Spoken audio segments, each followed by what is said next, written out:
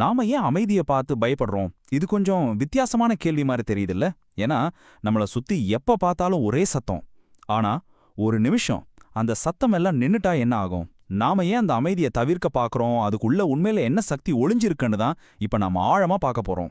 சரி, இது ஒரு சின்ன அனுபவத்தோட ஆரம்பிக்கலாம். ஒரு நிமிஷம் கண்ணை மூடி நான் சொல்றத கற்பனை செஞ்சு பாருங்களேன். இப்போ சுத்தி முத்தி பாருங்க. உங்கள சுற்றி எந்த சத்தமும் இல்ல. நல்லா கவனிச்சு கேளுங்க. நீங்க கேட்டுட்டு இருந்த பாட்டு இப்போ அதில்ல. உங்க போன்ல இருந்து ஒரு டிங் சத்தமும் இப்ப கேட்கல. யாருடைய பேச்சு குரலும் கேட்கல. முழுமையான ஒரு அமைதி. இந்த மாதிரி ஒரு அமைதியில உங்களால எவ்வளவு நேரம் இருக்க முடியும்? உங்களுக்கு ஒரு மாதிரி சங்கடமா ஃபீல் பண்றதுக்கு முன்னாடி? ஆமா, இந்த உணர்வு ஏன் நமக்கு இவ்ளோ சங்கடமா இருக்கு? இதுக்குள்ளதான் நம்ம பதில்களே ஒளிஞ்சிருக்கு. நாம ஏன் இந்த அமைதியை தவிர்க்க பார்க்கறோம்னு கொஞ்சம் யோசிப்போமா? வெளியே இருக்கிற சத்தம் எல்லாம் நின்னதுக்கு அப்புறம் தான் நமக்குள்ள இருக்கிற சத்தம் கேட்க ஆரம்பிக்குது. வாங்க அது என்னன்னு பார்க்கலாம். உண்மை என்னன்னா, அமைதிங்கிறது நம்மள சுத்தி இருக்கிற எல்லா டிஸ்ட்ராக்ஷன்ஸையும் எடுத்துரும். அப்போ என்னாகும்? நாம நம்மளோட எண்ணங்களோட தனியா மாட்டிக்கிடுவோம். பல பேருக்கு இது ரொம்பவே பயங்கரமான ஒரு விஷயம்.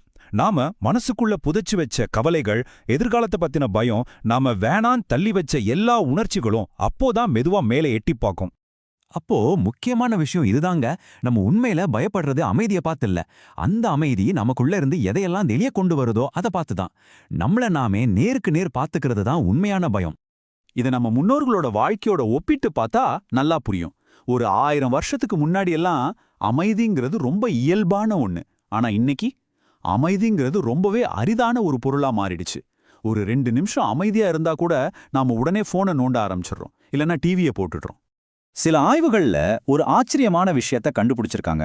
என்னன்னா, பல பேர் ஒரு 15 நிமிஷம் தன்னோட எண்ணங்களோட தனியா உட்கார்றதுக்கு பதிலா ஒரு சின்ன எலக்ட்ரிக் ஷாக் வாங்கிக்க கூட தயாரா இருக்காங்களாம்.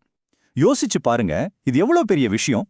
அமைதியா இருக்கவே நம்ம பழகல, அதனால சும்மா இருக்கிறதுக்கே நமக்கு பயமா இருக்கு. இதுக்கு பின்னாடி ஒரு பரிணாம காரணமும் இருக்கு. மனிதர்களாகிய நாம சமூக விலங்குகள். ஆதி காலத்துல அமைதிங்கிறது சில நேரங்கள்ல ஆபத்தோட அறிகுறி. கூட்டத்திலிருந்து தனியா பாதுகாப்பு இல்லாம இருக்கிறத குறிக்கும். இன்னிக்கும் பாருங்க, 2 பேர் பேசிட்டு இருக்கும்போது திடீர்னு ஒரு அமைதி வந்தா ஏதோ தப்பா போயிடுச்சோ, அவங்களுக்கு நம்மள பிடிக்கலையோன்னு ஒரு பதட்டம் வருதுல்ல, அது இதனாலதான். நாம அமைதியா இருக்கும்போதுதான் நம்ம மனசோட ஆழத்துல இருக்கிற பெரிய கேள்விகள் எல்லாம் சத்தமா கேட்க ஆரம்பிக்கும். நான் யாரு? நான் சந்தோஷமா இருக்கேனா? நான் வாழ்ற வாழ்க்கை சரிதானா? இந்த மாதிரி கேள்விகளை மத்த சத்தம் எல்லாம் அமிக்கிடும்.